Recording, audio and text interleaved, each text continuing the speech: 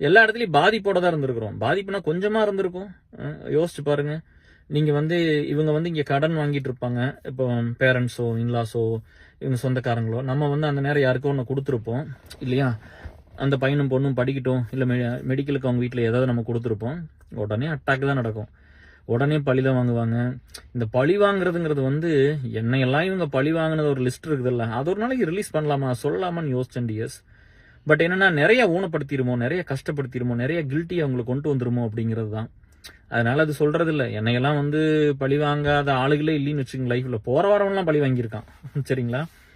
அப்ப நீங்க வந்து கேட்பீங்க, ஏன் கேர் உங்களுக்கு கோவம் வரலையா, நீங்க எதுவும் அவங்களை திருப்பி பண்ணலையா அப்படின்னா, கடவுள் வந்து நம்மள அடுத்தடுத்த லெவலுக்கு எடுத்துட்டு வந்துட்டாரு மேல. இப்போ நம்ம இப்ப நீங்க வந்து நியாயம் தான். இப்ப இங்க வந்து நீங்க ஆபீஸ்ல போய் ஒருத்தர் ஏதோ ஒன்று சொல்லிருங்களேன், கரெக்டா பார்த்து அப்ரைசல்ல கை வைப்பாங்க, ப்ரொமோஷன்ல கை வைப்பாங்க இல்லையா? ஆப்பர்ச்சுனிட்டிஸ் கொடுக்க மாட்டாங்க. உங்களை எந்த இடத்துல அடிச்சு